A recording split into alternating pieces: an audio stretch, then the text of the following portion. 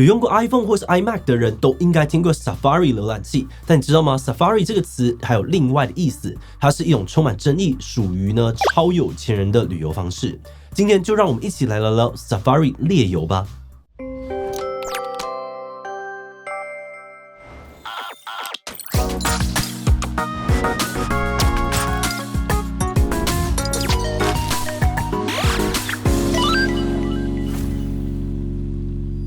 Hello， 大家好，我是志奇。疫情过后呢，很多人纷纷跑出国外玩哦。那便宜一点的话呢，可能是花个3-5万块自由行。如果想要吃好一点点、住好一点点的饭店，许多旅行社呢也有推出团费高达数十万的高级旅行团。但这些跟我们今天要介绍的 Safari 打猎旅游团相比哦，都是小巫见大巫。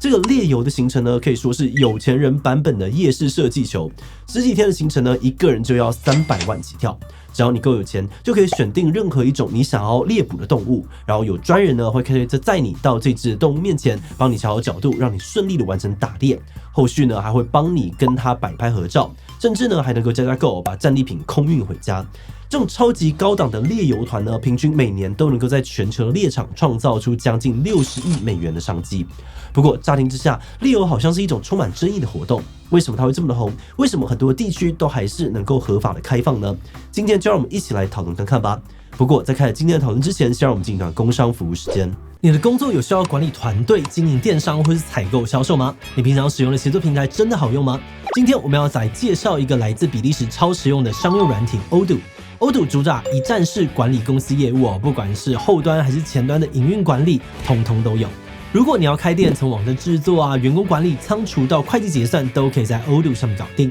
他们的平台有超过70个管理营运的模组等你使用，完全不用自己开发。而且它的界面也非常的简洁，操作直觉，就算没有任何的程式背景，也能够轻松上手。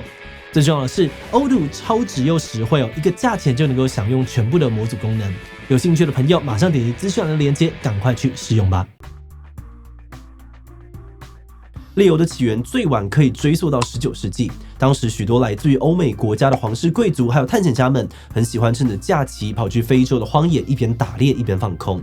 对他们来说，猎游呢是一种既刺激又浪漫的冒险活动，不只可以透过捕猎野生动物来彰显自己的强大，比如呢，因为打一头狮子就好像自己赢过了万兽之王，同时也能够在旅途当中放松身心灵，吸收大自然带来的启发。像是《老人与海》的作者海明威，美国第26任总统老罗斯福都是猎游的爱好者。那到了21世纪，猎游依然呢是许多有钱人热爱的休闲活动。这些人打猎的目的并不是为了温饱或赚钱，纯粹只是为了满足成就感或者炫耀。所以这种猎游呢也被称作是战利品狩猎。除了非洲以外呢，像是美国加拿大、俄罗斯等等国家，目前也都有这类的猎游行程。而许多专办猎游的旅行社还会直接在网站上面明确的标出捕猎各种动物的价码，比如一只猎豹100万，一只大象90万等等，只要在当地政府的许可的范围呢，付了钱就能够猎。而至于常见的猎物呢，从可爱的动物，猫咪兔子、狐狸、长颈鹿，到比较凶猛的狮子、猎豹、水牛，还有身手敏捷的猴子、羚羊、鸵鸟都有。甚至是濒危动物北极熊也都在猎游业者的清单上面。这类猎游的行程呢，通常会在7天到20天之间，主要依据你选择的猎物还有猎场来决定。一趟团费300万的行程，团员可以住在有游泳池的高级狩猎小屋，吃主厨特制的高级料理，喝调酒，而且有WiFi有帮忙打理家事的管家。有些园区里面呢，甚至还有精品店跟高尔夫球场。打猎的时候会有专业的向导跟猎人随行，他们很熟悉当地的地形跟野生动物的习性。那为了让团员可以安全的体验打猎的刺激，他们会先埋伏跟踪猎物，等到适当的时机就先朝猎物开个几枪，把猎物弄得奄奄一息，再指导团员补上最后一枪。那完成打猎之后呢，还会有人把倒在地上的猎物摆成指定的 pose 跟团员合照。那通常标准 pose 呢，都是把死掉的动物摆成平静臣服的动作，放在镜头中央，然后团员呢站在猎物的后面，露出胜利的笑容。那如果觉得只有合照不够满足团员除了可以加价把猎物另外做成标本空运回家之外呢，也可以选择把它分解剥皮做成家具，像是象牙斑马皮沙发、北极熊皮的地毯等等都可以。那对于参加的团员来说，这种猎游的行程除了舒服以外，还能够额外的提供刺激优越的感觉。尤其最后那张战利品照跟标本，更是可以在社群上面公开炫耀的绝佳素材。不过也有很多人批评以前人们打猎是为了生活，但这些有钱人却只因为好玩优越就夺走无数动物的生命，非常的可恶。另外呢，也有人觉得最不能理解的是，很多政府明明知道猎游有很多的争议，但却持续的合法开放相关的服务，到底在想些什么呢？在政府的角度，他们愿意持续开放猎游，最简单的原因就是钱。根据统计呢，光是非洲地区每年猎游活动可以创造超过60亿美元，差不多是1800亿台币的收入。只要有钱人持续很多，这样子的需求呢，也可能会非常的稳定。而且这种猎游呢，不止旅行社能够赚钱，还能够一次养活很多人。因为游客还需要自费购买许多额外的装备跟服务，比如说像是枪支的这个弹药费啊、狩猎装备、导览费、通行许可证、入场呢还需要支付门票等等。那这个产业链非常的完整，能够为当地创造非常多的就业机会。所以如果禁止这样子的活动，政府可能也得背负很多的政治压力。而另外一方面呢，也有一派人认为开放猎游不只是为了赚钱，它其实也是一种能够变相保护野生动物的方式。因为这些需求呢是真实存在的，但如果政府全面的禁止，这些有需求的人可能就会转而进入黑市，找人帮忙盗猎。那既然这样子还不如持续的合法开放猎游，这样政府至少还能够把从猎游赚到的钱投入到野生动物的保育上。不过，针对这样子的论点呢，专业的野生动物学家们却提出了严厉的反驳。英国赫尔大学动物学教授克内尔表示，这种猎游活动呢，通常都会挑选体型特别壮硕、漂亮的个体来猎杀，因为照片上面呢看起来最威风。但是对于动物来说，这样的标准其实就等于呢，大家直接把基因最好、最健康，而且还是最壮年的个体都拿来猎捕。一旦整个群体里面只剩下这个体弱啊、衰老的，那它迟早会走向灭亡。教授强调，这样的伤害并不可逆，就算后续投注了多少的经费，也都无法挽回。以数据来说，1950年代非洲还有将近50万只的野生狮子，但目前只剩下2万只。野生的非洲象原本呢有400多万只，现在只剩下40万只。另外，现在全球的北极熊呢已经剩不到3万了，但目前每年呢还是有800到1000只的北极熊死于猎游的枪口下。2019年有超过100位的动物学家在知名的期刊《自然》上面共同的呼吁各国应该要正视猎游文化的问题。这些学者也同意，完全禁止猎捕的做法并没有办法真正的保护到野生动物，但政府呢还是可以透过禁止猎捕濒危动物、严格限制捕猎动物的体型、性别、年龄等等的替代方案，尽可能的降低猎游对于动物的危害。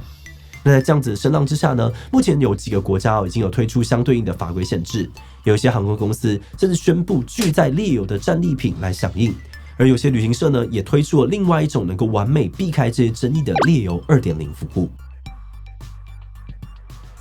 美国一份民调发现，有超过70%的人其实都愿意付出高昂的旅费到非洲旅游看动物，但只有不到6%的人会想要花大钱去猎杀动物。